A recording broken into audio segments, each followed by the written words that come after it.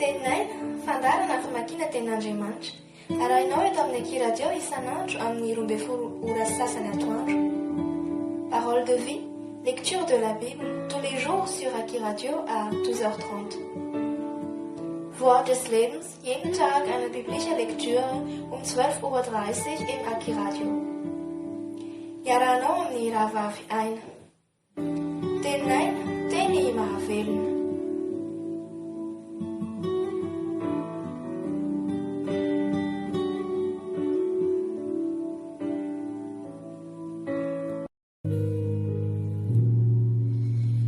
Filazantsara nosoratan'i John toko 7:20. Ny nankanesan'i Jesosy tao Getsemane sy ny samborana azy. Amin'ny anaran'i Jesosy. Rehefa voalazan'i Jesosy izany teny izany dia nandeha izy mba amin'ny mpianany ka nitany lohasan-drika gidrona ary nisy saha teo izay nidirana izy sy ny mpianany. Ary Jodasy koa ilay namadika azy dia nalala izany tany izany satria pakao matetika Jesosy mba amin'ny mpianany. Ary Jodasy, rehefa nahazo ny miaramila iray toko sy mpiandry raharaha avy tamin'ny lohan'ny mpisorona sy ny fariseo, dia nankeo nitondra fanilo sy fanala ary fiadiana. Ary satria fantatry Jesosy izay rehetra anjo azy, dia nivoaka izy ka nanao tamin'ireo hoe, iza moa no tadiavinareo? Ary ireo namaly azy hoe, Jesosy avy any Nazareta. Hoy Jesosy taminy, izao no izy. Ary teo koa Jodasy, ilay namadika azy. Ary raha Jesosy vao nilaza taminy hoe, izao no izy, dia nianitra ireo ka lavo tamin'ny tany. Iza moa no tadiavinareo? Dia hoy izy, Jesosy avy any Nazareta. Jesosy namaly hoe, efa nalazaiko taminareo fa izao no izy. Ko raha izao no tadiavinareo dia avelao andeha ireto. Mba hatanteraka ny teny izay nataony hoe, tsy nasiako very izay nomenao ahy. Ary Simona Petera nanana sabatra dia nanatsoaka azy ka nikapa ny mpanompon'ny mpisorona be ary nafaka ny sofiny ankavanana. Ary Malko no anaran'ilay mpanompo. Dia hoy Jesosy tamin'ny Petera, ampidiro amin'ny trano ny sabatrao. Ny kapoaka nomeny iray koa tsy hosotroko va?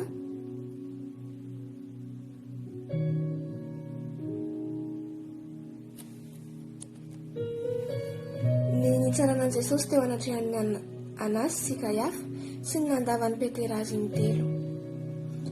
Ary mialamira iray toko sy ny mpifehy arivo ary ny mpiandry raharaha tamin'ny Jiosy dia nisambotra an'i Jesosy ka namatotra azy. Dia nitondra azy tany amin'ny Anasy aloha fa izy no rafozan'ny Kaiafa, mpisorona be tamin'izany taona izany.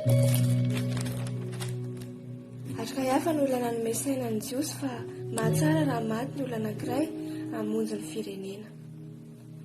Ary Simona Petera sy ny mpianatra anankiray koa dia nanaraka an'i Jesosy.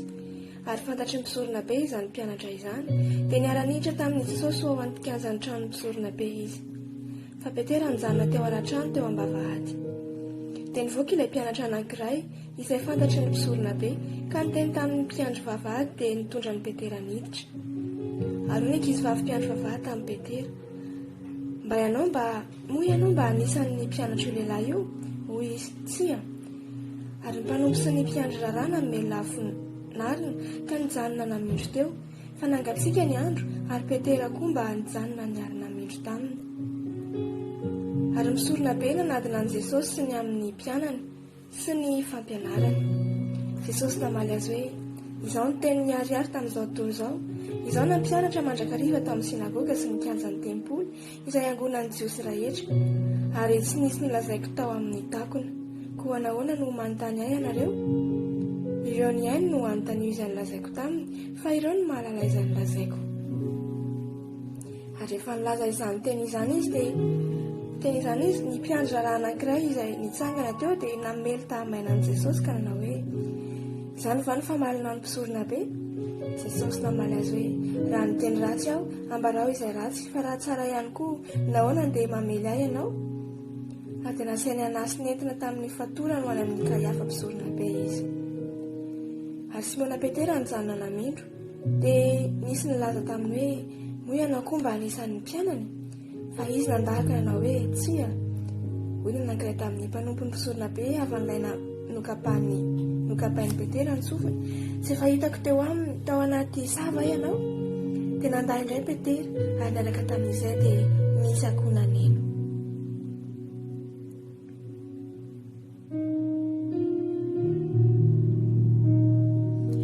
nitsaran'ny Pilato any Jesosy. Ary Jesosy dia nentiny niala teo amin'ny Kaiafa ho any anaty rova, ary maraina koa ny andro tamin'izay. Nefa ireo tsy niditra tao anaty rova fandraho voaloto fa efa inona ny Pasika izy. Ary Pilato nivoaka ho eo aminy teo ivelany ka nanao hoe, inona moa no hampanganareo io lehilahy io? Tena maly ireo ka nanao taminy hoe, raha tsy mpanao ratsy izy dia tsy mba natolotra ianao. Ary hoy Pilato taminy, entinareo izy ka tsara ao araka ny lalànareo. Hoy ny Jiosy taminy, izahay tsy manam-pahefana hahafaty olona mba hatanteraka ny teny Jesosy izay nolazainy nanambarany fomba ny fahafatesana izay efa retany. Ary niditra tao anaty rova indray Pilato dia niantso an Jesosy ka nanao taminy hoe, ianao va ny mpanjakan'ny Jiosy? Jesosy namaly hoe, hevitra ihany va no anaovanao izany? Sa nisy hafa nilaza taminao? Pilato namaly hoe, moa ao Jiosy, ny firenenao sy ny mpisorona be no nanolotra anao tamiko, inona moa no nataonao? Jesosy namaly hoe, ny fanjakako tsy avy amin'izao tontolo izao, fa raha avy amin'izao tontolo izao ny fanjakako dia ho niady ny mpanompiko, mba tsy ho voatolotra tamin'ny Jiosy aho, nefa ankehitriny tsy avy amin'izany ny fanjakako. Ary hoy Pilato taminy, mpanjaka ary va ianao? Jesosy namaly hoe, voalazanao fa mpanjaka aho. Izao no nahaterahako ary izao no niaviko amin'izao tontolo izao dia ny hanambarany marina. Izay rehetra avy amin'ny marina dia mihaino ny feoko. Hoy Pilato taminy, inona ny marina? Ary rehefa nanontany izany izy dia nivoaka nankeo amin'ny Jiosy indray ka nanao taminy hoe, tsy hitako izay elo na dia kely akory aza. Fa misy fananareo amin'ny Pasika, andefasako anankiray ho anareo, koa tianareo va raha alefako anareo ny mpanjakan'ny Jiosy? Ary ireo niantso indray ka nanao hoe, tsy ile io fa Barabasy, kanefa tsy ho lahy Barabasy. Alléluia.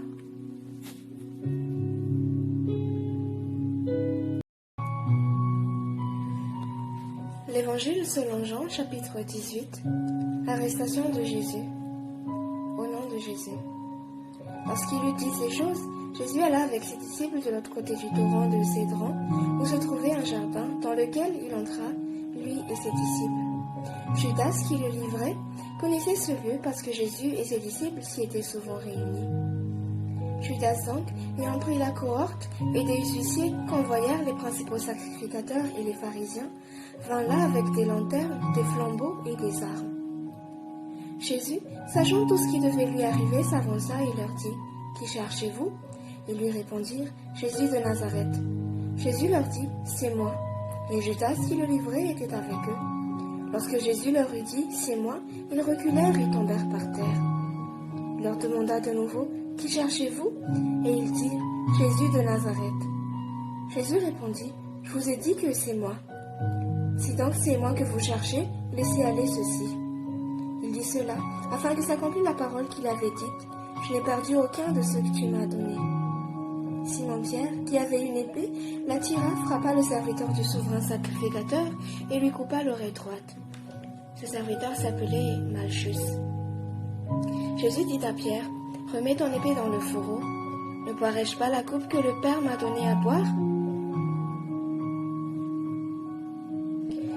Jésus devant Anne et Caïphe. Reniement de Pierre.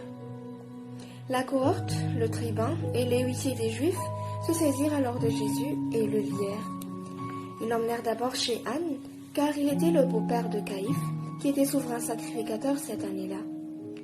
Et Caïphe était celui qui avait donné ce conseil aux Juifs, il est avantageux qu'un seul homme meure pour le peuple. Simon-Pierre, avec un autre disciple, suivait Jésus. Ce disciple était connu du souverain sacrificateur, et il entra avec Jésus dans la cour du souverain sacrificateur, mais Pierre resta dehors près de la porte. L'autre disciple, qui était connu du souverain sacrificateur, sortit, parla à la portière, et il fit entrer Pierre. Alors, la servante, la portière, dit à Pierre, « Toi aussi, n'es-tu pas de ces disciples de cet homme ?» Il dit, « Je n'en suis pas. » Les serviteurs et les huissiers, qui étaient là, avaient allumé un brasier, car il faisait froid, et ils se chauffaient. Pierre se tenait avec eux et se chauffait. Le souverain sacrificateur interrogea Jésus sur ses disciples et sur sa doctrine. Jésus lui répondit, « J'ai parlé ouvertement au monde, j'ai toujours enseigné dans la synagogue et dans le temple, où tous les Juifs s'assemblent, et je n'ai rien dit en secret. Pourquoi m'interroges-tu?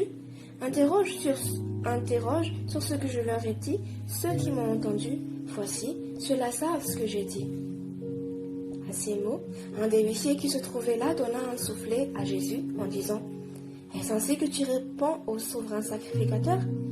Jésus lui dit « Si j'ai mal parlé, fais voir ce que j'ai dit de mal, et si j'ai bien parlé, pourquoi me frappes-tu » Anne l'envoya lier à Caïphe, le souverain sacrificateur. Simon-Pierre était là et se chauffait. On lui dit « Toi aussi, n'es-tu pas de ses disciples ?» Il le nia et dit « Je n'en suis point. » Un des serviteurs du souverain sacrificateur part de lui, à qui Pierre avait coupé l'oreille, dit « Ne t'ai-je pas vu avec lui dans le jardin ?» Pierre le nia de nouveau, et aussitôt le coq chanta.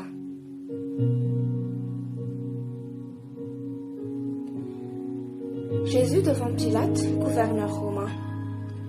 Ils conduisirent Jésus de chez Caïphe au prétoire. C'était le matin.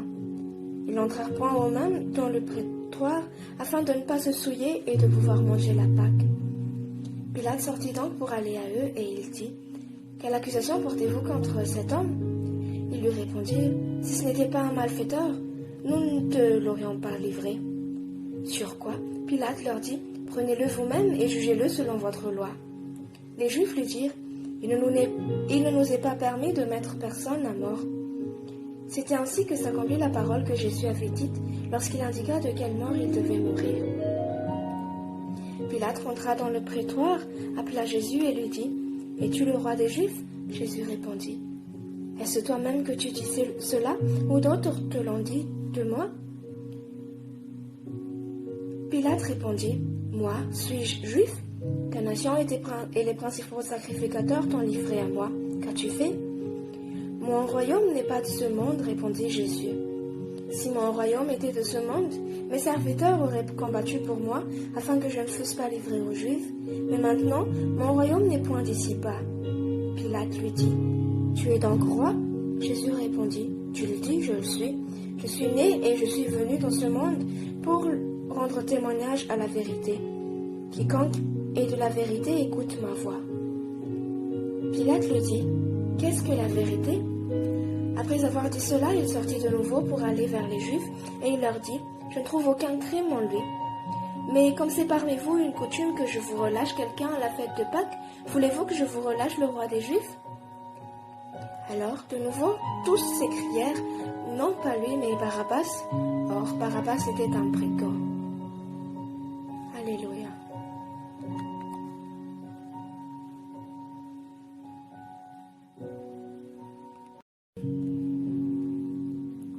Das Evangelium nach Johannes Kapitel 18.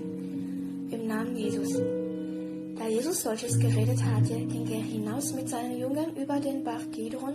Da war ein Garten, darein ging Jesus und seine Jünger. Judas aber, der ihn verriet, wusste den Ort auch, denn Jesus versammelte sich oft daselbst mit seinen Jüngern. Da nun Judas zu sich hatte genommen, die Schar und der Hohenpriester und Pharisäerdiener, kommt er dahin mit Fackeln, Lampen und mit Waffen. Wie nun Jesus wusste alles, was ihm begegnen sollte, ging er hinaus und sprach zu ihnen, wen suchet ihr? Sie antworteten ihm, Jesum von Nazareth. Jesus spricht zu ihnen, ich bin es. Judas aber, der ihn verriet, stand auch bei ihnen. Als nun Jesus zu ihnen sprach, ich bin es, wichen sie zurück und fielen zu Boden. Da fragte er sie abermals, wen suchet ihr? Sie sprachen, Jesum von Nazareth. Jesus antwortete, ich habe euch gesagt, dass ich es sei. Suchet ihr denn mich, so lasset dieser gehen. Auf das Wort erfüllt würde, welches er sagte, ich habe der keinen verloren, die du mir gegeben hast. Da hatte Simon Petrus ein Schwert und zog es aus und schlug nach des Hohenpriesters Knecht und hieb ihm sein rechtes Ohr ab. Und der Knecht hieß Malchus. Da sprach Jesus zu Petrus, stecke dein Schwert in die Scheide. Soll ich den Kelch nicht trinken, den mir mein Vater gegeben hat? Die Schar aber und der Oberhauptmann und die Diener der Juden nahmen Jesu und banden ihn und führten ihn zuerst zu Hannas, der war das Kaiphas Schwiegervater, welcher der Jahreshohenpriester war. Es war aber Kaiphas, der den Juden riet, es wäre gut, dass ein Mensch würde umgebracht für das Volk. Simon Petrus aber folgte Jesus nach und ein anderer Jünger. Dieser Jünger war den Hohenpriestern bekannt und ging mit Jesu hinein in des Hohenpriesters Palast. Petrus aber stand draußen vor der Tür. Da ging der andere Jünger, der dem Hohenpriester bekannt war, hinaus und redete mit der Türhüterin und führte Petrus hinein. Da sprach die Magd, die Türhüterin, zu Petrus: Bist du nicht auch dieses Menschenjünger einer? Er sprach: Ich bin es nicht. Es standen aber die Knechte und Diener und hatten ein Kohlenfeuer gemacht, denn es war kalt, und wärmten sich. Petrus aber stand bei ihnen und wärmte sich. Aber der Hohepriester fragte Jesus um seine Jünger und um seine Lehre. Jesus antwortete ihm: Ich habe frei öffentlich geredet vor der Welt. Ich habe allezeit gelehrt in der Schule und in dem Tempel, da alle Juden zusammenkommen, und habe nichts im Verborgenen geredet. Was fragst du mich darum? Frage die darum, die gehört haben, was ich zu ihnen geredet habe. Siehe, diese wissen, was ich gesagt habe. Als er aber solches redete, gab der Diener einer, die dabei standen, Jesum einen Backenstreich und sprach: Sollst du dem Hohenpriester also antworten? Jesus antwortete: Habe ich übel geredet, so beweise es, dass es böse sei. Habe ich aber recht geredet, was schlägst du mich? Und Hannas sandte ihn gebunden zu dem Hohenpriester Kaiphas. Simon Petrus aber stand und wärmte sich. Da sprachen sie zu ihm: Bist du nicht seiner Jünger einer? Er leugnete aber und sprach: Ich bin es nicht. Spricht einer von dem Hohenpriesters Knechten, ein Gefreundetes, dem Petrus ein Ohr abgehauen hatte: Sah ich dich nicht im Garten bei ihm? Da leugnete Petrus abermals, und alsbald krähte der Hahn. Da führten sie Jesum von Kaiphas vor das Richthaus. Und es war früh, und sie gingen nicht in das Richthaus, auf das sie nicht unrein würden, sondern Ostern essen möchten. Da ging Pilatus zu ihnen heraus und sprach: Was bringet ihr für Klage wider diesen Menschen? Sie antworteten und sprachen zu ihm: Wäre dieser nicht ein Übeltäter, wir hätten wir ihn nicht überantwortet. Da sprach Pilatus zu ihnen: So nehmet ihr ihn hin und richtet ihn nach eurem Gesetz. Da sprachen die Juden zu ihm: Wir dürfen niemand töten. Auf das erfüllt würde das Wort Jesu, welches er sagte, da er deutete, welches Todes er sterben würde. Da ging Pilatus wieder hinein ins Richthaus und rief Jesus und sprach zu ihm: Bist du der Judenkönig? Jesus antwortete: Redest du das von dir selbst, oder haben es dir andere von mir gesagt? Pilatus antwortete: Bin ich ein Jude? Dein Volk und die Hohenpriester haben dich mir überantwortet. Was hast du getan? Jesus antwortete: Mein Reich ist nicht von dieser Welt. Wäre mein Reich von dieser Welt, meine Diener würden kämpfen, dass ich den Juden nicht überantwortet würde. Aber nun ist mein Reich nicht von dannen. Da sprach Pilatus zu ihm: So bist du denn noch ein König? Jesus antwortete: Du sagst es, ich bin ein König. Ich bin dazu geboren und in die Welt gekommen, dass ich für die Wahrheit sorgen soll. Wer aus der Wahrheit ist, der höret meine Stimme. Spricht Pilatus zu ihm: Was ist die Wahrheit? Und da er das gesagt, ging er wieder hinaus zu den Juden und spricht zu ihnen: Ich finde keine Schuld an ihm. Ihr habt aber eine Gewohnheit, dass ich euch einen auf Ostern losgebe. Wollt ihr nun, dass ich euch den Judenkönig losgebe? Da schrien sie wieder allesamt und sprachen: Nicht diesen, sondern Barabbas. Barabbas aber war ein Mörder.